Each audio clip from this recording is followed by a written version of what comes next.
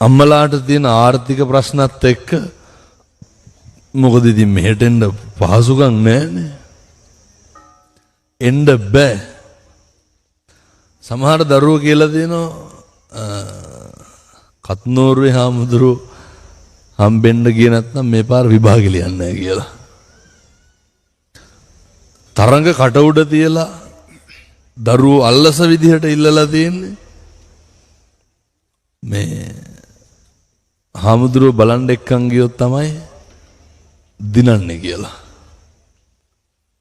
මෙච්චරටම මේ දරුවෝ ඊට පස්සේ ඔබතුමා කියන විදිහට දෙමව්පියොන්ට ඒ කුඩා දරුවෝ එහෙම අවුරුදු 17 18 දරුවෝ සමහරට විදේශගත වෙලා ඉන්න දරුවා මෙහි අම්මලාට පොඩි වීඩියෝ ක්ලිප් එකක් යවනවා. මේ බණක් තියෙනවා අහලා බලන්න කියලා. ඊට පස්සේ හැබැයි හොඳකුත් තියෙනවා. ඒ අම්මලයි දරුවෝයි ධර්මය වැළඳ ගන්න විදිහ හරි වෙනස්. එහෙමයි. දැන් චන්දනය මේක අහපු හින්දාම කියන්න. එක තරුණයෙක්වත් හාමුදුරුවෝ කවුද කියලා හෙව්වේ නැහැ. ඔය විදේශ රටවල ඉන්න තරුණයෝ අවුරුදු 14 18 උඩට කලින් පුද්ගලයා දිහා බැලුවේ නැහැ. ඒ අලුත් පරම්පරාවේ හොඳත් කියන්න එපේ. එහෙමයි. බහුතරයක් දෙනා බැලුවේ මේ කියන කාරණේ දිහා. කියන කාරණේ දිහා නොබල පුද්ගලයා දිහා බැලුවා නම් අද මෙහෙම වෙන්නේත් නැහැ. අර මම මීට කලිනුත් කියලා තියෙනවා.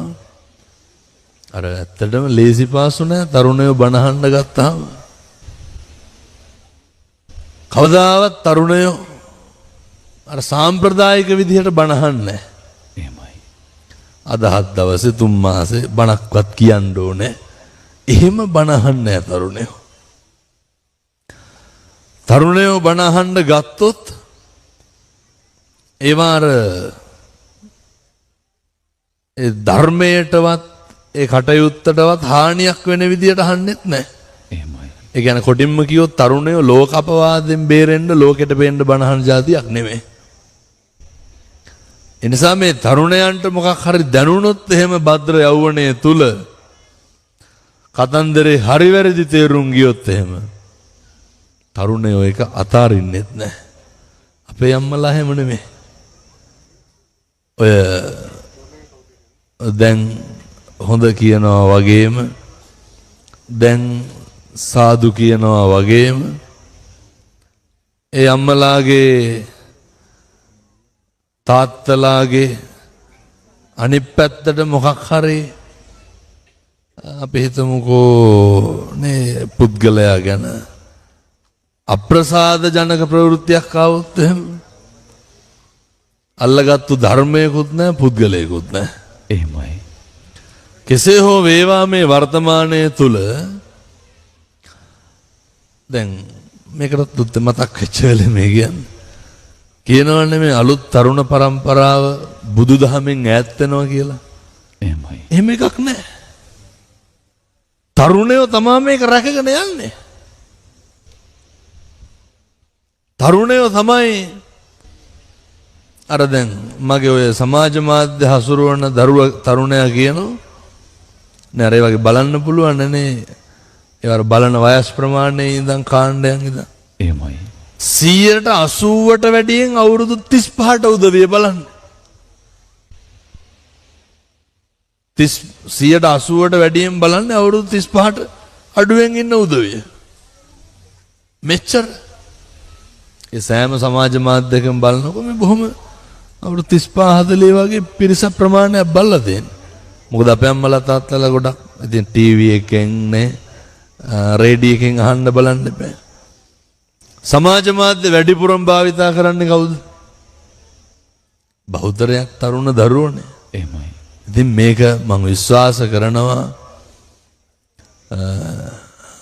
මේ මගේ දේශනා කටයුතු විහාරස්ථානයේ කටයුතු මේකක්ව පුද්ගලික දේවල් නෙමෙයි ශාසනික දේවල්. මේවා මේ තාක් දුරට අරගෙන කරගෙන කර තියාගෙන ආවේ කවුද? තරුණයෝ. එනිසා වර්තමාන තරුණ පරම්පරාවට චෝදනා කරන්න නරකයි. අර හිතන්නේ බලන්නේ නැහැ. එතකොට නේ අම්මලාගෙන් තාත්තලාගෙන් පස්සේ ශාසනය ඉවරයි. නෑ එහෙම එකක් වෙන්නේ නැහැ. ඒ තරුණයෝ මේක හරි අපූර්වට කරයි. බය වෙන්න දෙයක් නැහැ. ඒ තරුණ කාලේ නේ සිද්ධාර්ථ බෝධිසත්වයන්ට පවා මේකේ දිග පළල තේරුම් ගියේ නේ තරුණ අවදියේදී. එහෙමයි. එනිසා බහුතරයක් මම අදටත් විශ්වාස කරනවා මේක තරුණයෝ පටන් ගත්ත ශාසනික කටයුත්ත. ඒකට ජාතියාගම් ભેදෙකුත් නැහැ. ලංකාවෙම තරුණයන්ට ඕන වුණා මත්ද්‍රව්‍ය නැති අම්මා තාත්තා ආදරණීය විදිහට ඉන්න අර හරි අපූර්ව සමාජයක්. මං හිතනවා මගේ මේ ධර්මදේශනා ව්‍යායාමයේ පිටිපස්සේ අදටත් අපේ අම්මලා තාත්තලා ඉන්නෝ. එහෙමයි අපේ හාමුදුරුවනේ දැන් අද බෞද්ධ අය විතරක් නෙවෙයි කතෝලික මුස්ලිම් හින්දු මේ හැමෝම අද මේ විහාරස්ථානයේ ඉන්නවා. භූමිය පුරාවට අපේ නේ ආදිවාසී අම්මලා තාත්තලා සියලු දෙනාම ඒ භාග්‍යවතුන් වහන්සේගේ දේශනාවේ තියෙන හාස්කම ආශ්චර්ය මතම ඒ නිසා ඒ තරුණයන්ටත් තේරුම් ගිහින් ඇති දැන් ජාතියාගම් ભેදෙකුත් නේ අපේ රටේ ප්‍රශ්න වලට පවා මෙතන උත්තර දෙනවා. එහෙමයි. මොකද තරුණයෝ කියලා කියන්නේ gedara අපි ඕන තරම් දකින්නවනේ අද හැම වෙලේම ඔට්ටු වෙනවා නේ O level කරපු ගමන් මම මේ කියන කතාවට අම්මලා විරුද්ධත් වෙයි සමහර වෙලට. අවුරුදු 16 පැනපු ගමන් gedara ඉන්න කැමති නෑනේ. ඒ කියන්නේ කන වෙලාවට එනවා බුදිය ගන්න වෙලාවට එනවා බොහොම සීමිත පිරිසක් තමයි කාමරය ඇතුළේ හිර වෙන්නේ. බහුතරයක් තරුණයන්ට අර දෙමව්පියෝ හදාගන්න ඕන කියලා අර පොඩි පීඩනයක් දෙනවා. එහෙමයි.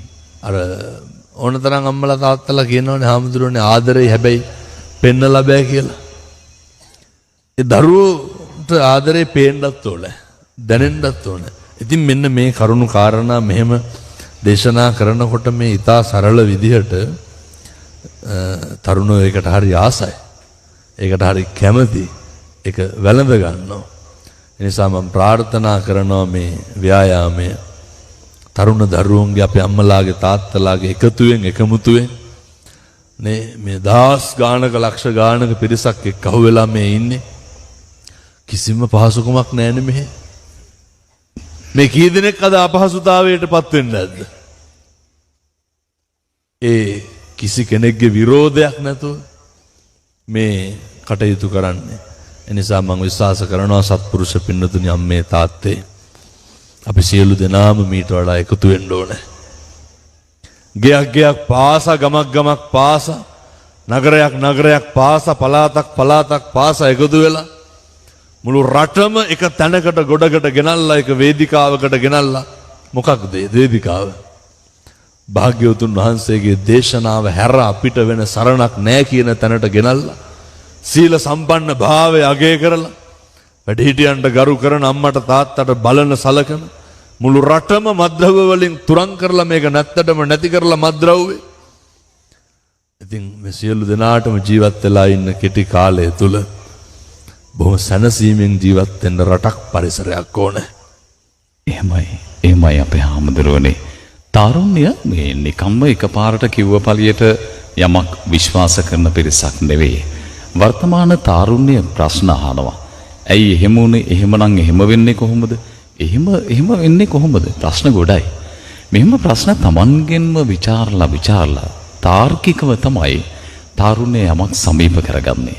ඒ තාර්කිකව ප්‍රශ්න ගොඩක් හිත ඇතුලේ විමසපෝ තාරුණ්‍ය කත්නෝරුවේ සිරිදම්ම හාමුදුරුවන්ගේ වදන් පෙළ වචන ඒ ධර්ම සංනිවේදනය බාර ගන්නවා කියන්නෙම නිකම් බාරගත්තු කාරණාවක් නෙවෙයි. මට අද වෙසක් පුර පසළොස්වක පොහොය දවසේ ගණේවැව පුරාණ විහාරස්ථාන භූමිය සිසාරා හාත්පස දකින්න ලැබෙන්නේ සුදු වතින් සැරසුණු පින්වතුන් පින්වතියන්. ඊයේ තුන්යම් රැයක් මුළුල්ලේ තුන්යම් යාමයක් මුළුල්ලේ මේ ස්ථානයට විශාල පිරිසක් පැමිණියා. මේ සොඳුරු පරිසරයේ ගස් කොළන් යට පැදුරු එලාගෙන රාත්‍රිය ගත කළා. මේ ධර්මශාලාව පින්වතුන් පින්වතියන් වෙනුවෙන්ම ඉඩවෙන් කරලා තිබුණා. අපි ඉස්සර මේවා දකින්නේ වෙසක් එකට සිතුල් පවුව පැත්තේ ගියොත්, සෝමාවතිය පුදබිම පැත්තේ ගියොත්, පොසොන් එකට මිහින්තලේ අනුරාධපුරේ මහමෙවුනාව පැත්තේ ගියොත්, අද ඒ දර්ශනය මේ ගණේමැව පුරාණ විහාරස්ථාන පුදබිමේ අපි අපූර්වට දකිනවා. ඉතින් මේ වෙනකොට වැඩම කරන්න අවස්ථාව ලැබුණා මේ මහා සෙනග අතරින් අපේ හාල් පන්විල ශ්‍රී ඥානෝදය මහ පිරිවෙන් විහාරවාසී ශාස්ත්‍රපති පූජ්‍යපාද ගුරුගොඩ සිරිවිමල අපේ ස්වාමීන් වහන්සේ, අපේ හාමුදුරුවනේ, මේ තරම් මහා සෙනගක් අපි අර වගේ තැන්වල නේද වෙනදා දැක්කේ? ඔබ වහන්සේ ඒ අත්දැකීමට මුහුණ දුන්නාද?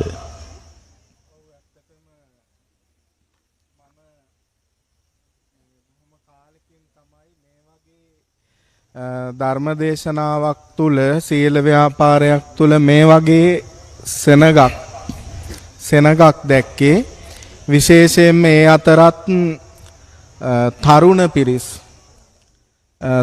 පිරිස් මේ තරම් දැක්කේ. බණ අහන්න මේ වගේ දැන් අද වෙද්දී සාමාන්‍යයෙන් පන්සලකට ආවත් මුල්ලට වෙලානේ තරුණ කෙනා ඉන්නේ. අඩුම තරමේ අම්මට තාත්තට හරි හැංගෙනවනේ. හැබැයි අද මෙතන ඉන්න පිරිස් අතරින් මේ වැඩිහිටි පිරිස් වගේම තරුණ පිරිස් පෙළ ගැහිලා ඉන්න එක ගැන එක පැත්තකින් විශාල සතුටක් තියෙනවා. ඒක මම හිතන්නේ අර මුලින් අපි මේ කතා කරා වගේ අපේ සිරිධම්ම හාමුදුරුවන්ගේ මේ කෙරෙහි තියෙන ප්‍රසාදය, උන්වහන්සේගේ දේශනාවට ප්‍රිය වෙච්ච තරුණ පිරිස් තමයි මේ අද එකතු පාදා වෙලා ඉන්නේ. අපිට හරිම සතුටුයි ධර්මයේ වෙත මේ වගේ පිරිසක් එන එක. ඒක අපේ ශාසනික පැත්තෙනුත් රට පැත්තෙන් ගැන හිතද්දිනුත් ගොඩක් සතුටට කාරණයක්. එහෙමයි අපේ හාමුදුරුවනේ. අපේ පූජ්‍යපාද කප්නෝරුවේ සිරිධම්ම අපේ හාමුදුරුවෝ කුඩා කාලයේ සිටම මේ විහාරස්ථානයේ ධර්මයේ සුවඳ විඳිමින් තමයි කෙමෙන් හැදී වැඩුණේ. උන්වහන්සේ මේ ගැන මට තොරතුරු කිහිපයක් ලැබුණා. පැවිදි බිමට එළඹෙන්නට කලින් පුංචිම කාලේ ඉස්කෝලේ යනකොට අර අපේ වියදමට කියලා කීයක් හරි දෙනවනේ අපේ හාමුදුරුවනේ. අතේ වියදම් කරලා තියෙන්නේ ඉස්කෝලේ හිටපු එක්කෝ ඇවිද ගන්න අපහසුයෙන් ආපු රෝගී දරුවෙකුට, එහෙම නැත්නම් දවල්ට කන්න කිසිත් දෙයක් නැතුව බඩගින්නේ ආපු පුංචි යාළුවන්ට. මම මේ කියන්නේ මේ එකේ පන්තියේදී වගේ පුංචි කාලේ. ඔන්න ඔය කාරණා දැන් අපිව අහගෙන ඉන්න කෙනෙකුටත් හිතෙන්න පුළුවන්. අපි පුංචි කාලෙත් පොඩි දේවල් තිබ්බනේද, අපේ ගුණ යහපත්කම්. පුංචි කාලේ හිත හරිම නිර්මලයිනේ. මේ අඳගෙන ඉන්න නිර්මලම වර්ණය, සුදු වර්ණයේ ඇඳුම් වගේ හරි පිරිසිදුයි පුංචි කාලේ හිත. අපේ හාමුදුරුවනේ මේ නිර්මල හිත තාරුණ්‍යයට ඇවිල්ලත් ජීවිතේ පුරාම රැකගන්න ක්‍රමවේදයක් තියෙනවද ඔබ වහන්සේගේ අත්දැකීම් එක්ක? දැන් ඔය චන්දන අයියා කියන කාරණෙත් එක්ක මම දන්නේ කවුද කිව්වේ කියලා. පොඩි කාලේ ඉඳන්ම පුරුද්දක් තිබ්බා. දෙයකට අපේ ගුරුගොඩ හාමුදුරුවොත් මම මේ කියන කතාවට උන්වහන්සේ පසු අවස්ථාවකදී යමක් සටහන් දේශනා කරයි. බොහෝ පිරිසක් අතර තියෙනවනේ අර කුඩා කාලේ පැවිදි කරන්න හොඳ නෑ. එතකොට අර විවේචනශීලී නිකන් අර කණ්ඩ බොන්න නැතුව මාන කරා වගේනේ. එහෙමයි. එහෙම නෑ. ඒක මම මගේ ජීවිතයේ අත්දැකීමෙන් කියනවා නම් පොඩි කාලේ ඉඳන්ම කරපු දෙයක් තමයි අර මට ගන්නවට වඩා අනුන්ට දෙන එක. පොඩි කාලේ ඉඳන් තිබ්බ කැමැත්තක් තමයි මම නිසා අනුන් hina වෙන්න දකින්න එක. ඊට ඒ පුංචි කාලේට වඩා තව ටිකක් වයස මෝරනකොට අර බුතුමා කියන විදිහට කොහොමද ඔක දියුණු කරගත්තේ කියන එක. ඒක දියුණු වෙනවා ටිකෙන් ටික. අඩුම තරමේ මට හතුරුකමක් කරපු මිනිස්සෙකුටවත් හතුරුකමක් කරපු මිනිස්සෙකුගේවත් හිතක් රිද්දන්න හොඳ නැහැ කියන තැනට ක්‍රමයෙන් දියුණු වුණා. එහෙමයි. අද ඊයේ නෙමෙයි. ඊට පස්සේ ගමේ පන්සලට යන්න එන්න ගන්නකොට මේවර අහම්බ නෙමෙයි. මම මේ හැම කෙනෙකුටම දේශනා කරන්නේ බින්නතුනේ මේ තමයි සංසාර පුරුදු. එහෙම සේරටම මහාන වෙන්න පුළුවන්ද? එහෙම සේරටම මේ අරහත් ධජය දරා ගන්න පුළුවන්ද? එහෙම බෑ. පෙර සංසාරේ තිබ්බ පුරුදු මේ ආත්මෙත් අර පේනවනේ ටිකෙන් ටික ප්‍රගුණ කරලා එනකොට ඒ පුණ්‍ය කර්මයන් විපාක දෙනවා ප්‍රවෘජා භූමියටපත් වෙනවා. එහෙමයි. දැන් මට අවුරුදු 28යි දැන්. දැන් මේ දාස් ගාණක් ඇවිල්ලා ඉන්නේ. මොකේද? මේ තමයි මේ අවුරුදු 28කින් මේ ඉගෙනගෙන ලියලා කටපාඩම් කරලා පුරුදු වෙලා කොටු ගහලා හරි දාපු එකක් නෙමෙයි. එහෙමයි. මේ සංසාර පුරුද්දක් මේ සංසාරගත බැඳීමක අත්දැකීමක ප්‍රතිඵල. ඉතින් ඒ අවබෝධය තමයි පැවිදි වුණේ. ඒ පැවිදි වෙලා ඒ නැවතුනේත් නැහනේ. ඔබ වහන්සේ පැවිදි වෙන්නත් අවුරුදු 2ක් විතර තිස්සේ අවිටිලි කරා නේද දෙමෝපියන්ගෙන්? මේ බොහෝ අවස්ථාවල ඒ කියන්නේ එච්චර කැමැත්තක් එච්චර ඕනකම. ඉතින් මං පැහැදිලි කරේ පැවිදි වෙලත් පැවිදි වෙන සියලු දෙනාටම ශාසනික කටයුතු කරන්න බෑ. පැවිදි වෙන සියලු දෙනාටම නේ එක්කෝ ධර්මදරයි එක්කෝ විනයදරයි එක පාර්ශවයක නේ මොකක් හරි අර ලෝකයට පිරිමහින විදිහට ජීවත් වෙන්න සියලු දෙනාටම අපහසුයි. ඉතින් උන්වහන්සේලා ඒ නිසානේ සිවුරු හර දාලා යනවා. මේ නොඑක් අභියෝග නොඑක් ප්‍රශ්න නොඑක් කම්කටොළු නොඑක් ගැටලු ඒ සියල්ලම ජීවිතයට ප්‍රශ්නයක් කරගන්නේ නැතුව අභියෝගයක් කරගන්නේ නැතුව කොහොමද මේ පොඩි කාලේ පොඩි හාමුදුරුවෝ තරුණයෝ දරුවෝ සිවුරක් දාගෙන මහාන වෙලා ওই විදිහට කටයුතු කරන්නේ. අපි ඕකයි සමාජයේ කතා කරන්න ඕනේ. එහෙමයි. ඒ නිසා මම විශ්වාස කරනවා මම දේශනා කරනවා මේ සංසාරේ බැඳීම් මේ සංසාර පුරුදු මේ සංසාරේ කරපු ප්‍රාර්ථනා මෙතන ඉන්න ඕන කෙනෙකුට දැන් ප්‍රාර්ථනා කරන්න පුළුවන් මොකක්ද?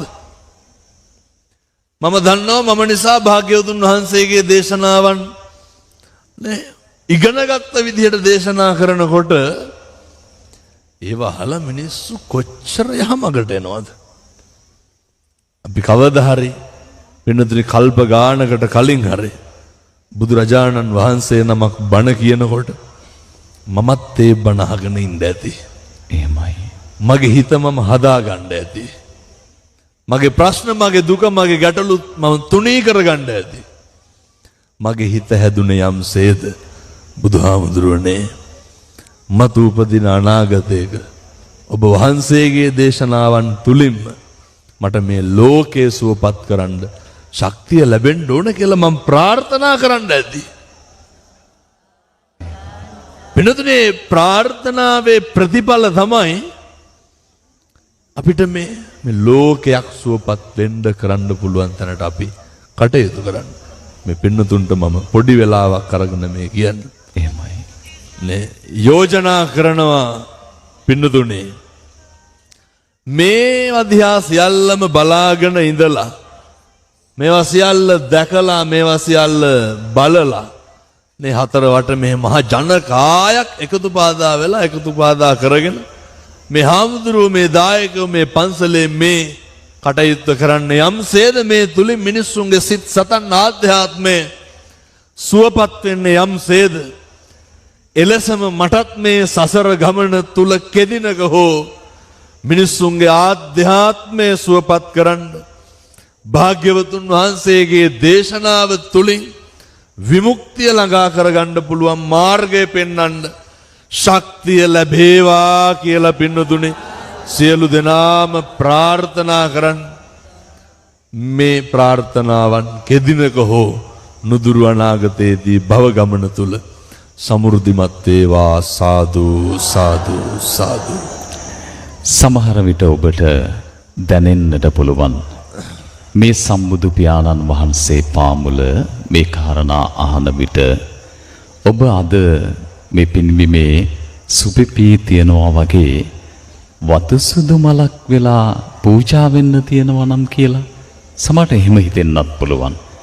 එහෙම හරි පිවිතුරු පරිසරයක් අද ගණේවැව පුරාණ විහාරස්ථානයේ සිසහාරා දකින්න ලැබෙනවා. වෙසක් පුර 15ක පොහොය දවසේදී ජීවිතාදිෂ්ඨානයන් ලෝකෝත්තරව ආධ්‍යාත්මිකව පමණක් නොවේ ලෞකිකවත් අපිට ජීවිතේ පිළිවෙලක් ඇතුව හිතේ සතුට රඳා පවත්වගෙන ජීවත් වෙන්න පෙරමං කියන කාරණා මේ විහාරස්ථානෙන් අපේ හාමුදුරන්ගේ බණපද ඇසුරින් අපේ ජීවිතයට උකහා ගන්නවා. මම යලිත් යමු වෙනවා අපේ පූජ්‍යපාද ගුරුගොඩ සිරිවිමල අපේ ස්වාමීන් වහන්සේ වෙත. අපේ හාමුදුරනේ දැන් මේ විහාරස්ථානය ඈත අතීතයේ රහතන් වහන්සේලා වැඩ සිටියායයි සැලකෙන විහාරස්ථානයක්. එහෙම පින් බිමක්. අපේ ගෞරවනීය කත්නෝරුවේ සිරිධම්ම ස්වාමීන් වහන්සේ දේශනා කළා මේ සසර පුරුදු කියලා. පුරුදු කොහොමද සසරින් සසරට ගෙනියනවා වගේම ජීවිතේට වටිනාකම් තියෙන පුරුදු මේ ජීවිතයේ දවසින් දවසට අරන් යන්නේ කොහොමද අපේ හාමුදුරනේ? ඔව් ඇත්තටම බුදුහාමුදුරුවන්ගේ දේශනාව තුළ විශේෂයෙන්ම මේ අපිට වෙසක් පොහොය නිමිති කරගෙනම මේ වැඩසටහන සිද්ධ වෙද්දී උන්වහන්සේගේ මුල් දේශනාවන් මතක් කරගන්න එක අපිට වටිනවා. එතනදී අපි ආර්ය අෂ්ටාංගික මාර්ගය ගත්තොත් අපිට කියනවා ඔය ප්‍රශ්නේ එක්ක සම්බන්ධ කරලා සම්මා වායාම කියලා කාරණයක්. එහෙමයි. මේ සම්මා වායාම කියලා කියන්නේ කෙනෙකුට තුල තියෙන අර උප්පන්නානං අකුසලානං පහාන. ඒ කියන්නේ උපන් අකුසල් ප්‍රහාණය කරන්නත් ඒ වගේම නූපන් කුසල් උපදවන්නත් අපි උත්සාහවන්ත වෙන්න ඕන කියන කාරණාව. ඔය කාරණාව මං හිතනවා ඔබේ ප්‍රශ්නයට සමපාත කරන්න පුළුවන් කියලා. කෙනෙක්ගේ පුරුදු කියන දේවල් අපිට තියෙන දේවල් නැති වෙන්න පුළුවන් ඇසුරු කරන දේවල් එක්ක. පුරුදු නැති වෙන්න පුළුවන් ඇසුරත් එක්ක. ඒ වගේම සමහර පුරුදු තියෙන හොඳ පුරුදු ඇති වෙන්නේ ඇසුරත් එක්කම තමයි. ඒකනේ අපි ඔය තරුණ ජීවිතයේ විශේෂයෙන්ම කතා කරද්දී ඒ අයට කල්යාණ මිත්‍රත්වය වැදගත් කියලා කියන්නේ. මේ ඔය කතා කරපු කාරණාව එක්ක මට මතක් වෙන්නේ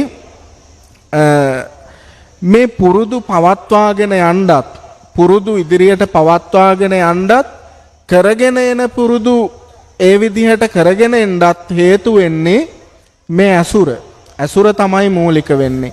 ඉතින් මං හිතනවා අර බුදුහාමුදුරුවෝ ඒ නිසා තමයි මේ ශාසනය පවතින්නේම කල්යාණ මිත්‍රත්වයේ මත කියලා කියනවනේ, දේශනා කරනවනේ.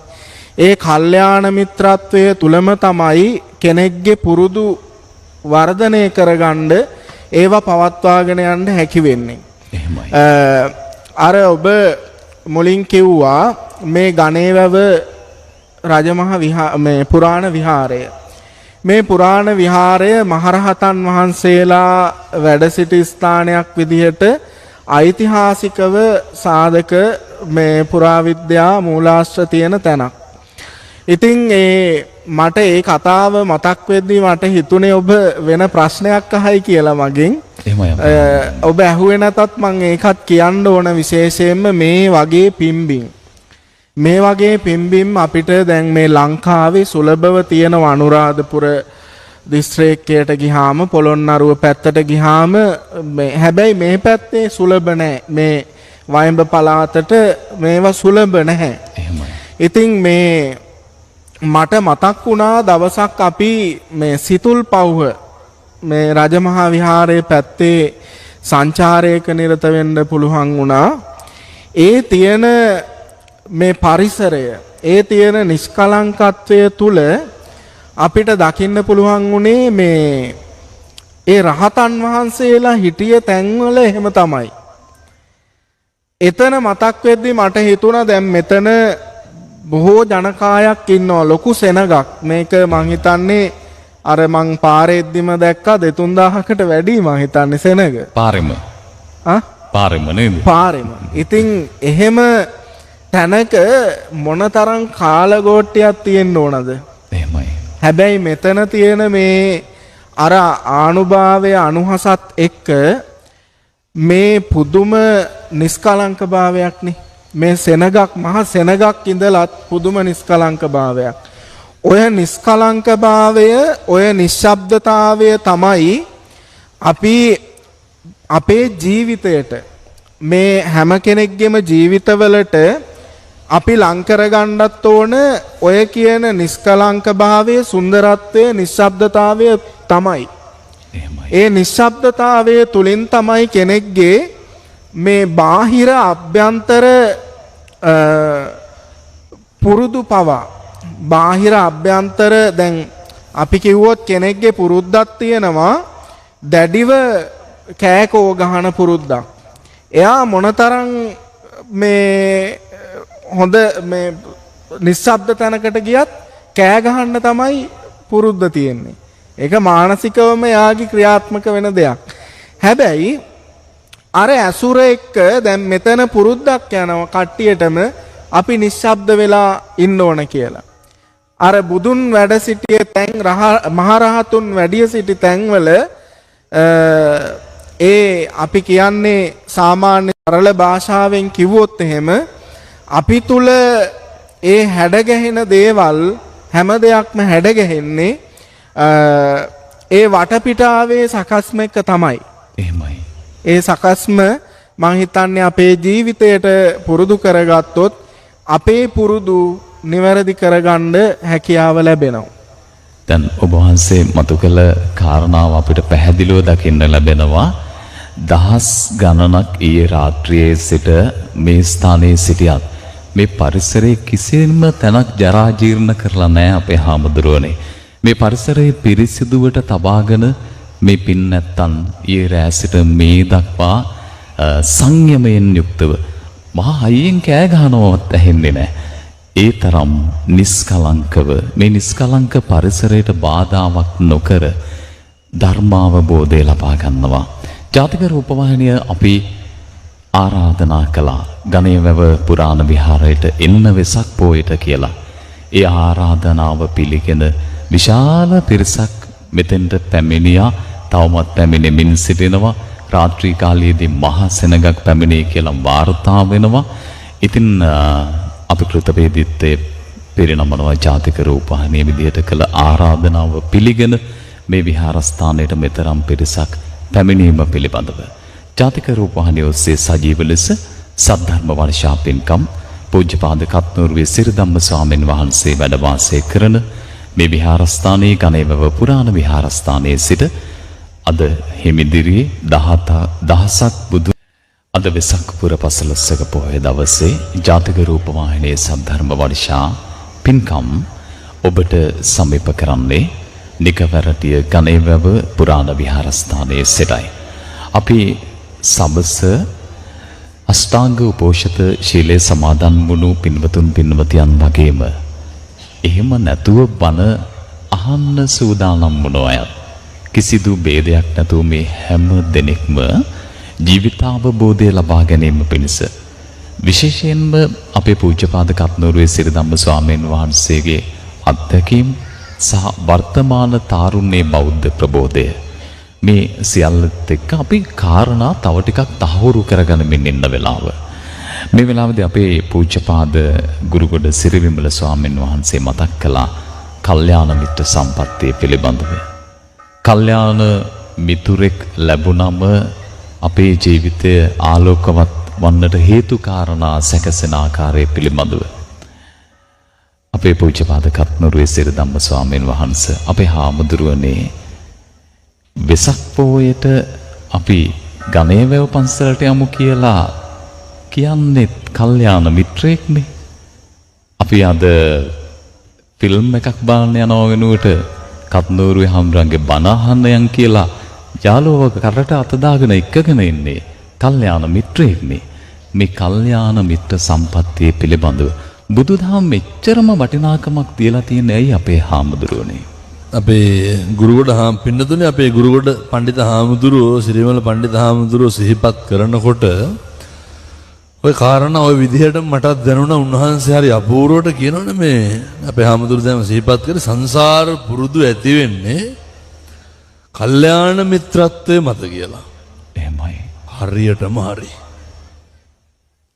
ඒකේ මේ කල්යාණ මිත්‍රත්වයේ සංසාර පුරුදු ඔය මාත්‍රිකා දෙකම කාරණා දෙකම පින්නතුනි මම එකට එකතැන එකවර දැකපු තැනක් තමයි හාමුදුරුවනේ අර සිද්ධාර්ථ කුමාරයා බෝධිසත්ව උයන් කෙලියට යනකොට නේ එතකොටනේ අර හතර පෙර නිමිති දකින්නේ නේ.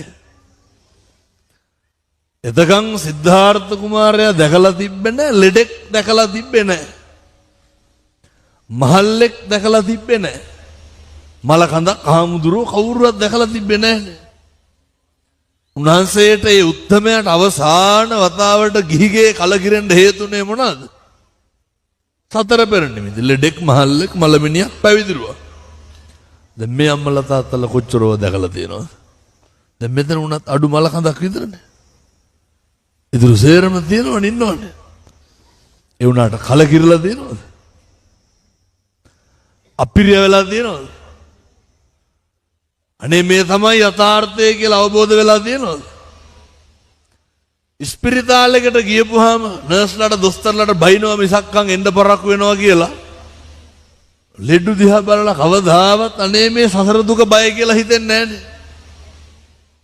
ඔය ඔහොම බැන බැන ඉන්නවා මිසක්කන් එහෙම බයක් මල ගෙදරකට ගියත් කවදාවත් මරණානුස්සතියක් වැඩෙනවද? මේ මල ගෙදර මිනිස්සු තේ එකක් දුන්නේ නැත්නම් නේ කියනවනේ මං කියන විදිහටම කියන්නද? ඒ උන් තේ එකක්වත් දෙන්නේ නැහැ කියලානේ කියන්නේ. ගියාට කතා කරන්න කවුරුත් නැහැ කියලා කියන්නේ. එක්ක මල කඳ දිහා බලලා කියනවා බුදිය ගත්තා වගේ කියලා. එහෙම නැත්නම් කියනවා නේ හිටියා වගේමයි කියනවා. දැන් මෙහෙම මේවා දැකපු ගමන් මම කියන්නේ අපිට ඉන්න ඕන අයියා අර චන්න වගේ කල්යාණ මිත්‍රයෙක් සංසාරේ ඇති වෙලා පුරුදු වෙලා තියෙන්න ඕනේ. නේ හැමදෙරෝනේ බෝධිසත්ව යහන්නේ ලෙඩෙක් දැකලා චන්නගෙන් අහන්නේ මේ කවුද කියලා. එහෙමයි. චන්න කිව්වනම් ඔය නාකියෙක් කියලා. කලකිරනවද? මහල්ලෙක් දැකලා මලකඳක් දැකලා හාමුදුරු කෙනෙක් දැකලා අද වගේ හාමුදුරු කෙනෙක් දැකලා ඇහුවනම් එහෙම අර කවුද කියලා ඕක ගණේ කියලානේ කියන්නේ. චන්න මොකද්ද කිව්වේ? ඒ තමයි රජ කුමරුවනි අපි පළවෙනි දවසේ ලෙඩෙක් දැක්කා, මහල්ලෙක් දැක්කා, මලමිනියක් දැක්කා. මේ ජරාව, ව්‍යාධිය, මරණය තුනම දැකලා අවසානයේ පැවිදිරුවක් දැක්කට පස්සේ කියන ඔය තමයි අර මුලින් අපි කියපු කරුණු තුනටම දුකටපත් වෙන්න හේතුවට උත්තර හොයන උත්තමයෙක්. අන්න පාර පෙන්නපු තැන බෝධිසත්වයන්ට පින්නතුනි චන්න මෙහෙම පාර පෙන්නන්න මොන තරම් සංසාරේ කල්යාණ මිත්‍රත්වයක් තියෙන්න ඕනද? මොන තරම් හරි පාර පෙන්නලා තියෙන්න ඕනද? හම්බ කරගන්න මම මේ තරුණ දරුවන්ට මහත්තුරුන්ට පුතාලට දුවලට කියන්නේ චන්න වගේ යාළුවෙක් හොයාගන්න. ඇත්ත ඇති හැටියෙන් පෙන්නලා දෙන කෙනෙක් හොයාගන්න.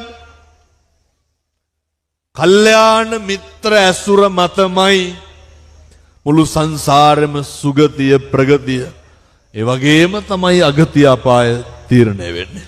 එහෙමයි. අපේ හාමුදුරුවෝ ඉස්මතු කරපු ඒ කාරණේ ඒ තුලින් තමයි සංසාර පුරුදු ඇති වෙන්නේ. දැන් කවුද ගණේ වැවට යන් කියලා කිව්වේ යෝජනා කරේ? කවුද තව අපි දන්නවා දැන් මේ ලංකාවේ මේ හතර කොනේම අම්මලා තාත්තලා ඇවිල්ලා ඉන්නේ. අර පැත්තෙන් හම්බන්තොටින් බෙලියත්තෙන් ඔය පැත්තෙන් කතරගමි මේ පැත්තෙන් ඔය කළුතරට ඒ පැත්තෙන් පල්ලෙහින් ගාල්ලට මෙහයි ඔය මැද්දෙන් නුවරින් වලපනෙන් මේ හැම තැනින්ම ඇවිල්ලා එකතු වෙලා යෝජනා කරලා එනිසා පින්නතුනේ ඔය වෙනවනේ කල්යාණ මිත්‍රෝ ඉන්නකොට ඇති වෙන සංසාර පුරුදු අපි මෙහෙම ගමනක් ආවේ ඇයි? කල්යාණ මිත්‍රෝ හින්දා. දැන් චන්දන අයියම ගන්නද? එහෙමයි අපි ගුරුගොඩ ශ්‍රීමල හාමුදුරුවනේ චන්දන මහත්මයා අයියා කියලාම කියන්න. මේ ගුවන් විදුලියේ 13 වතාවක් හරි පින්නතුනි 14 වතාවක් හරි නේ ජාතික නිදහස් උත්සවයේ නිවේදන කටයුතු කරලා තියෙනවා. මේ ලංකාවේ ඉන්න ප්‍රවීණම ජ්‍යෙෂ්ඨතම මාධ්‍යවේදියෙක්. ඒ වුණාට ඒ මුකුත්ම නැතුව නේ අපේ පරිසරයන් පෞල් පසුබිම් ආර්ථික තත්ත්වයන් ඒ කිසි දෙයක් නැතුව මේ ගොඩ නැගිලා තියෙන්නේ අපි ලාභයකට ලෝභයකට නෙමෙයිනේ කටයුතු කරන්නේ. එහෙමයි. කල්යාණ මිත්‍රත්වයට. මම ගුරුගොඩ සිරිමල හාමුදුරුවෝ ඉන්නේ මොකේද? කල්යාණ මිත්‍රත්වයට. අය මොනවා දෙනවටද මොනවා හම්බෙනවටද? නේ චන්දන අයියා මට කියලා තියෙන හාමුදුරුවන්ගේ ඕනම දෙයක් වෙනුවෙන් මම මගේ හඬ පූජා කරනවා කියලා. කල්යාණ මිත්‍රත්වය. ජාතික රූපවාහිනිය. කල්යාණ මිත්‍රත්වය. එහෙමයි. මේ අසංසාර පුරුදුත් එක්ක ආපු අයවා. ඒ කල්යාණ මිත්‍රයෝ අනේ අර ඇසුරු කරනකොට තමයි සසර හරියට පවතින්නේ. හේතුව මිනිස්සුන්ට අර මේ ඇසුරයි පරිසරයයි හරියට බලපානවා මිනිස්සුන්ට හැදෙන්න. ඒ නිසා නේද ආමද සත්‍ය ගුබ්බ ජාතකයේ කියන්නේ නේ. ඒ පුරුදු ඇති වෙන්නේ කොහොමද? කල්යාණ මිත්‍රත්වයේ මත. අර හොරු ගාවට වැටිච්ච ගිරව් කොහොමද කතා කරේ? නේ වරෙව් මරපියව් කපපියව් කොටපියේ ඉඳගන් කියලානේ. ඇයි අර ඇසුර හින්දා එහෙමයි. ඇසුර හොඳ නෑ ඒ හින්දා කතා බහ කරනවා සවුත්තුයි. තාපසාරාමයට වැටිච්ච ගිරව ඇසුර හොඳයි කල්යාණ මිත්‍රත්වයක් තියෙනවා එන්න යන්න ඉඳ ගන්න මේ පළතුරු කණ්ඩ එහෙමනේ කතා කරේ. එහෙමයි. පැහැදිලිද ඇසුරු කරන ඇසුරමයි සසර වරදින්න හේතුව. ඒ නිසාමයි පොහොය දවසට විතරක් නෙවෙයි හැමදාමත් ජාතික රූපවාහිනිය ඇසුරු කරන්න කියලා කල්යාණ මිතුරෙක් විදිහට අපි ඔබට හැමදාම ළඟින් ඉඳමින් ආරාධනා කරන්නේ. ඒ ආරාධනාව කල්යාණ මිත්‍රත්වයට තියෙන විශ්වාසයෙන් මත අපේ කෞර්ණීය පූජ්‍යපාද කද්නෝරුවේ සිරිධම්ම ස්වාමීන් වහන්සේගේ කල්යාණ මිත්‍රත්වය ඔබේ ගමක් පාසා වැඩම කරමින් ඔප්පු කළා. ඒ කල්යාණ මිත්‍රත්වයට තියෙන විශ්වාසය පෙරදරි කරගෙන අද සත්කෝරලේ සෝමාවතිය පුදබිමක් වගේ සුදු අතින් බැබලෙනවා අපේ හාමුදුරුවනේ. අද සත්කෝරලේ නිකවරටිය අනුරාධපුරේ පොසොන් එකට මහමෙවුනාව මිහින්තලාව වගේ එහෙම නැත්නම් සිතුල්පව්ව පුදබිම වගේ බැබලෙනවා. වෙසක් පුර 15ක පොහොය දවසේ අද ගණේ වැව පුදබිමෙන් නැගෙන ඒ ධර්ම සංනිවේදනය මේ වෙලාවේ ජාතික රූපවාහිනිය ඔස්සේ මුළු මහත් ලෝකයක් වෙත සමීප කරනවා. ඒ හමුවීමත් කල්යාණ මිත්‍ර සම්පත්තියක් විදිහටයි අපේ හමුවහන්සේ සිහිපත් කළා වගේ මෙහෙට ආපු පළවෙනි මාධ්‍යවේදියා අසංක නිලගරත්න මාධ්‍යවේදියාගේ කල්යාණ මිත්‍රත්වයත් එක්කයි ඔය ගොඩ නැගෙන්නේ. අපේ හාමුදුරුවනේ මට තවත් කාරණාවක් විමසා දැනගන්න අවශ්‍යයි. අපිට මේ කල්යාණ මිත්‍ර සම්පත්තියකින් යොමු වෙන කාරණා අපේ ජීවිතාවබෝධය පිණිස ප්‍රායෝගිකව යොදවා ගැනීමේදී දවසක් දෙකක් කරලා අතහැරෙන්නේ නැතිව දිගටම කොහොමද අපි යහපත් පුරුද්දක් පවත්වා ගන්න හිත සකසගන්නේ? ඔව් ඇත්තෙන්ම චන්දන මහත්තයා මේ මට මතක් වෙනවා අපේ බෞද්ධ සාහිත්‍යයේත් නෙමේක උපනිෂද් සාහිත්‍යයේ කියනවා දෙන්න දැමෙන්න දයාබර වෙන්න කියලා. එහෙමයි. ඒක දෙන්නේ මේ උපනිෂද් වල තියෙන මූලික සංකල්පයක්. ඒකම බුදුදහමෙත් ඒක නිර්වාණය පාදක කරගෙන ගොඩනගන්න කියලා අපිට උපදෙස් දෙනවා බුදුහාමුදුරුවෝ. මේක තමයි අපි ජීවිතවල ප්‍රගුණ කරන්න ඕන. මේ කල්යාණ මිත්‍රත්වය ගැන කතා කරද්දිත් ඒවා ප්‍රායෝගිකව ක්‍රියාවට නගවද්දී ඒ ප්‍රායෝගික වැඩපිළිවෙලේ තියෙන ප්‍රධානතම කාරණාව තමයි දෙන්න. එහෙමයි. දෙන්න කියන එක අපිට කියන්න පුළුවන් දාණය කියලා. දාණය කියද්දී අපිට මතක් වෙන්නේ හාමුදුරුවෝ 7 නමක් වඩම්මවල දානයක් දෙන එකනේ. හැබැයි දාණය කියන එක මේ බුදුදහමේ අපි ආහාර ටිකකට සීමා කරාට මේ අපේ මිනිස්සු බුදුදහමේ දාණය සම්බන්ධයෙන් කියන්නේ වෙනම විශාල කතන්දරයක්. එහෙමයි. සංකීර්ණ කතාවක්. මේ දාණය තුල තමයි තියෙන්නේ කල්යාණ මිත්‍රත්වය පුදන්න. තව කෙනෙකුට කල්යාණ මිත්‍රත්වයේ පිදීම, කරුණාව පිදීම, මුදිතාව වැඩිම, අම්මා කෙනෙක් දරුවෙක්ට සතර බ්‍රහ්ම විහරණ පුදනවා, පිරිනමනවා. ඒකෙන් ක්‍රියාත්මක කරලා දරුවෙක්ට දෙනවා දෙයක්. ඊට පස්සේ කරුණාව, මෛත්‍රිය, මේ බුදුදහමේ තියෙන සංකල්ප හැම දෙයක්ම මේ දෙන්න කියන කාරණාවට අර මම මුලින් කියපු උපනිෂද් සාහිත්‍යයේ දෙන්න කියන කාරණාවට අයිති වෙනවා. මේක එක පැත්තකින් කිව්ව හැකි පරිත්‍යාගය. මේ පරිත්‍යාගශීලී බව අපිට හැම පැත්තෙම වර්ධනය කරන්න පුළුවන්. දෙවැනි එක තමයි දැමෙන්න. දැමෙන්න කියන්නේ අපි දමණය කරගන්න ඕන කාවද අපිව. අපේ හිත. අපේ හිත දමණය කර ගැනීම තුල තමයි අර මේ කියනවනේ ආරෝග්‍ය මිච්ඡේ පරමංචලාභං. ඒ කියන්නේ මිනිස්සෙක්ගේ ජීවිතය තුල අපි ලබන්න ඕන දේවල් ටිකක් තියෙනවා. මේ යහපත් සෞඛ්‍ය, ඒක පරම මේ ලාභයේ විදිහට සලකනවනේ. ඊට පස්සේ සීලංච උද්දානුමතං සුතංච, මේ සීලය, ඊට පස්සේ මේ වැඩි ඇසීපිරියුතන් ඇති බව, මේ වගේ බුදුහාමුදුරුවෝ කියනවා කෙනෙක්ගේ පුද්ගල ජීවිතයක ඇති කරගත යුතු දේවල් ටිකක්. මේ දේවල් ටික ඇති කරගන්න තමයි අපි තුල මේ දැමෙන්න කියන කාරණාව. ඒ කියන්නේ හිත දමණය කරගන්න ඕන අපේ ජීවිතේ ක්වොලිටි හදාගන්න නම්. ක්වොලිටි මිනිහෙක් වෙන්න බෑ චන්දන මහත්තයා කෙනෙකුට දැමුණු හිතක් නැතිව. දැන් අපි ගත්තොත් මේ ගිහි ජීවිත ගත කරන අයගේ අපි දන්නවා විවිධ ක්ෂේත්‍රවල වැඩ. දැන් ඔබ චන්දන මහත්තයා ප්‍රවීණ මාධ්‍යවේදියෙක් බව අපි දන්නවා. ඒක අපේ කත්නෝරු හාමුදුරුවෝ කලින් කිව්වා. හැබැයි ඔබට ක්වොලිටි එකක් නැති වුණොත් ඔබ හිතන්න ඔබට මොනා වෙයිද? ඔබ මේ වැඩ ප්‍රමාද කරනවා නම්, මේ වැඩසටහනක හරි මේ ෂෙඩියුල් එක කියලා අපි කියනවා, ඒකේ හිටියේ නැත්තම්, ඔබේ ඒක দমনය වෙලා නැත්තම් හිත, ඔබ මේ වැඩි මේ වරද්ද ගන්නවනේ. ඒ වගේම තමයි නළුවෙක් නිලියක් ගන්න. කොච්චර කතා වෙනවද එයාලගේ නොදෙමුණු හිත් ගැන.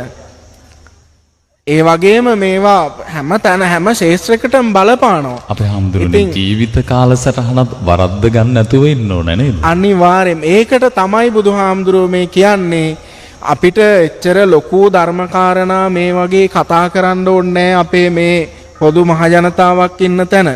අර කියනවනේ කුසලස්ස උපසම්පදා සචිත්ත පරියෝදපන. මේ හිත දමණය කරගන්න අර උපනිෂද් කතාවම තමයි දැමෙන්න දමණය වන්න. අපි ගොඩක් වෙලාවට අපි අනුන්ව දමණය කරන්න හදනවා තමන් දමණය වෙන්නේ නැතුව. තමන් දමණය වෙන්නේ නැතුව අනිත් අයව දමණය කරන්න බෑ. ඒක තමයි ඇත්ත කතාව. ඒ නිසා අර තමන්ගේ පුද්ගලික ජීවිතය තුළ ගොඩනගායි ගත යුතු සංකල්ප හැම එකක්ම අපි ගොඩනගා ගන්න ඕන මේ ප්‍රායෝගික ජීවිතය තුළ ඔය සංකල්ප තුන මත. ඒ කියන්නේ පළවෙනි එක පරිත්‍යාගශීලී බව, දෙවැන්න දැමුණු හිත දමණය කරගත්ත හිත, තෙවැන්න තමයි අපි කියනවා ආදරය ලබා දෙන්න, ගෞරවය ලබා දෙන්න. ඒක කාටද දෙන්නේ? පිටත සමාජයට. දයාබර හිතක් ඇති කරගන්න, කාරුණික වචන කතා කරන්න. අපේ කත්නෝරුවේ හාමුදුරුවන්ගේ එහෙම ධර්ම දේශනාවල නිතරම තියෙන්නේ මොකද්ද? මේ වචන මේ සමහරු හිනත් වෙනවා මේවා බනද කියලා. හැබැයි අපි මිනිස්සු තුල ගොඩනගා ගන්න ඕන එක පැත්තක් තමයි ඔය වචනය, කය වචනය දෙක. ඔය දෙක හරියට ප්‍රායෝගිකව අපි මේ සමාජයෙන්ට එළියට දැම්මොත් එහෙම හරියට නිවැරදිව අපිටත් හොඳ දේවල් ලැබෙනවා. ඒක තමයි. මේ කාරණාව ඔබ වහන්සේ මතක් කරද්දී සමහරට මම මේ කියන කාරණාව ඔබ ජාතික රූපවාහිනිය ඔස්සේ බලාගෙන ඉන්නව වෙන්න පුළුවන්. විශ්වවිද්‍යාල ශිෂ්‍යයෙක් පොහොය දවසේ ගෞරවනීය ස්වාමින් වහන්සේගෙන් අහලා අහන්නම කියලා මට කිව්වා. මම මේ ප්‍රශ්නය යොමු කරනවා අපේ පූජ්‍යපාද කත්නුරුවේ සිරිධම්ම ස්වාමීන් වහන්සේට. සමහරට මේ කාරණාවට තව බොහෝ දෙනෙක් මුහුණ දෙනව වෙන්න පුළුවන්. මේ බලාගෙන ඉන්න ඔබ මුහුණ දෙනව වෙන්න පුළුවන්. ඔහු අහන්නේ ජීවිතේ මෙච්චර හොඳ කරලත් හතර වටින් එකතු වෙලා Facebook එකෙන් මට බනිනවා යේ කොච්චර මම නිවැරදිව ජීවත් වුණත් වැඩක් නැහැ. මගේ නරකමයි දකින්නේ. හැමෝම දෝෂාරෝපණය කරනවා. මොකක්ද කරන්නේ? මෙහෙම වෙලාවට මම කොහොමද හැසිරෙන්න ඕනේ කියලා. මට ඒ වෙලාවේ සිහිපත් වුණේ අපේ හාමුදුරනේ ඔබ වහන්සේ. ඔබ වහන්සේට මේ වෙනකොට සමාජ මාධ්‍යෙන් කොච්චර අවලාද නගනවද? හොඳම උදාහරණය දැන් මේ වෙනකොට කත්නෝරුවේ සිරිධම්ම ස්වාමීන් වහන්සේගේ නමින් ව්‍යාජ Facebook ගිණුම් ගණනාවක් තියෙනවා. ඒ ගිණුම් වලින් වෙනස් ස්වාමීන් වහන්සේලාට දෝෂාරෝපණය කරනවා. ඇත්තටම අපේ හාමුදුරනේ කොහොමද මේවා ශක්තිවන්තව දරාගන්නේ? ඔබ වහන්සේ මේවට පිළිතුරු දෙන්නෙත් නැහැ. හොඳයි ওই කාරණය අහපු එකත් මතු කරපු එකත්. පළවෙනි කාරණය තමයි දැන් ඔය අපේ සමාජ මාධ්‍ය වගේම අපේ ගෙදරත් ගමුක බලන්න. අර ගෙවල් වලත් කියන එකත් තමයි මම එකත් කියන විදිහටම කියන්නද? එහෙමයි. අර මෙවුන්ට කොච්චර කෙරුවත් වැඩක් නැහැ කියනවනේ. ඒ කවදාවත් ජීවත් වෙලා ඉන්න තාක්කල් මන් දන්නේ අපේ මේ රටේ ඒක පුරුද්දක්ද වැරද්දක්ද කියලා. ජීවත් වෙලා ඉන්න තාක්කල් කිසිම කෙනෙක්ගේ චන්දනයයක් නැහැ. එහෙමයි. දරුණු ගණේ අපරාධකාරයෝ මැරුණාම තමයි මේ මිනිසුන්ගේ ಗುಣ කියන්නේ. අනේ මටත් ගයක් හදලා දුන්න කියලා මන් දැක්ක පහුගිය කාලේ. ඒ මැරුණාම තමයි මේ මිනි වලටත් මල් දාන්නේ. ගෙවල් වල ඉන්න නේ. දැන් මේක කියන හින්දාම තව පොඩි ප්‍රශ්නයක් අහන්නද? සම්මත් ජාතියකට මේ අම්මලා තාත්තලා ගෙවල් වල ಗುಣ කතා කරන්නේ නැහැ. මම මේ ඕන තරම් දේශනාවල කියලා දෙනවා. ඔහොම මේ අම්මලා තාත්තලා කල්පනා කරන්න බලන්න. දැන් මේ ඉඳගෙන ඉන්න ගමන් කල්පනා කරන්න ඕනේ. මම කවද්ද මගේ ස්වාමියාගේ මහත්තයාගේ ගුණයක් කිව්වේ හොඳක් කිව්වේ? මම නිකන් ඉන්න ගමන් කල්පනා කරන්න. මං කවද්ද මගේ දරුවෙක්ගේ හොඳක් කිව්වේ ගුණයක් කිව්වේ? මම කවද්ද මගේ බිරිඳගේ ගුණයක් කිව්වේ හොඳක් කිව්වේ? කල්පනා කරන්න. මිනිස්සු දකින්නෙම කොතන හරි අඩුපාඩුවක් විතරයි. කොතන හරි වැරද්දක් විතරයි. හැබැයි මතක තියා ගන්න ඕනේ දකින්න අඩුපාඩුව තුල ඒ දකින්න වැරද්ද තුල ඒක අපිට පේන්නේ අපේ කණ්ණාඩියේ අර පාට අනුව. එහෙමයි. ඒක අපිට පේන්නේ අපේ හිතේ පුද්ගලයා කෙරෙහි තැම්පත් වෙලා තියෙන සිතුවිල්ලේ තියෙන සුභාසුභභාවය සහ හොඳ නරක භාවය මත. එහෙමයි. අපි හිතමුකෝ දැන් ඔය ගොඩක් නැන්දම්ම ලේලි ගස්ට නැති වෙනවනේ. ඕන තරම් මේ ගෙවල් වල ගම් වල තියෙනවා. ඕක ඇයි ඔහොම ඇති වෙන්නේ? සමහර නැන්දම්මලාට ලේලි මොක කෙරුවත් වැරදිනේ. එක දැන් මේක දිච්ච හින්දා මේ කියන්නේ. මට ලියමනක් කියවලා තියෙනවා සමහර විට අලුතෙන් බැඳපු අක්කා කෙනෙක් වෙන්න. බිරිඳා. හාමුදුරුවනේ මුළු ගේම අතු ගාගෙන ඇවිල්ලා මුළු ගෙදරම අතු ගාගෙන ඇවිල්ලා කුණු ටික හාමුදුරුවනේ මේ උඩ පඩියෙන් පල්ලහැ පඩියට දැම්ම විතරලු දාපු ගම ගෙදර කාමරේ තිබ්බ ජංගම දුරකථනයට ටෙලිෆෝන් කෝල් එකක් ආවලු. කුණු ටික පල්ලහැට දාලා කොස්ස බිත්තියට හේතු කරලා ගියාලු කාමරේට අර ටෙලිෆෝන් එක ගන්න. ඒ ටිකට අම්මා පිළිගන්නේ ඉඳන් ඉස්සරහ පැත්තෙන් ගැටකොට වෙන්න ඇවිල්ලා. මේ බනිනවලු. මම ඒකත් කිවිදිනම කියනද? මේකගේ මූසලකම කියලා බයිනවලු. දැන් අම්මා දන්නේ මොකද්ද? දැක්කේ බිම තියෙන කුණු ටිකයි බිත්තියේ තියෙන කොස්සයි උලුව කඳට හේතු කරලා තියෙන. එහෙමයි. අම්මා දැක්කේ නෑ මේ මුළු ගෙදරම අතු ගාගෙන එළියට ඇවිල්ලා කියලා. අම්මා දන්නේ නෑ ලේලි ගියේ කාමරේට හදිස්සිය දුරකථනය නාද වෙච්ච හින්දා කියලා. අම්මා දන්නේ නෑ. අර ලේලි කෙරෙහි හදවතේ ඇති වෙලා තියෙනවා හැඟීමක් ද්වේෂ සහගත විදියට. ඊට පස්සේ ඉතින් මොක කෙරුවත් වැරදි. එහෙමයි. ඒ නිසා මම ওই තරුණ පරම්පරාවට කියන්නේ කම්පා වෙන්න එපා. මිනිස්සු චෝදනා කරන්නේ මිනිස්සු කියන්නේ හරි දේ නෙමෙයි මිනිස්සු දන්න දේ. මිනිස්සු දන්න දේ ඇත්ත වෙන්නේ නැහැ. මිනිස්සු බලන්නේ මිනිස්සු බනින්නේ මිනිස්සුන්ගේ අවබෝධයේ දිගපල්ලේ තරමට. මිනිස්සුන්ගේ බුද්ධියේ කීමේ බිනීමේ හැකියාව මත. ඒ නිසා මම යෝජනා කරනවා මම නම් පුරුදු වෙලා ඉන්නේ නේ ඔය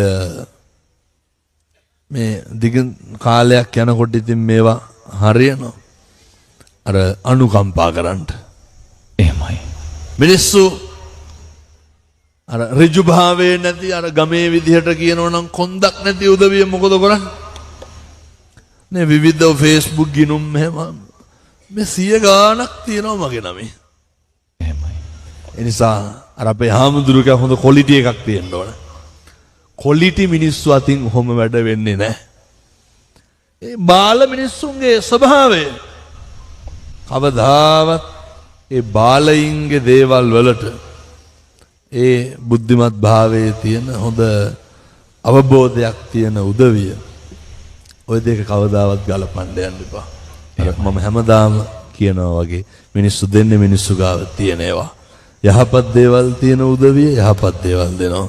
කැතකම අසත්පුරුෂකම තියෙන මිනිස්සු ඒ කැතකමයි අසත්පුරුෂකමයි දෙනවා. දැන් තීරණය කරන්න තමන් ගාව මොකද්ද තියෙන්නේ කියලා.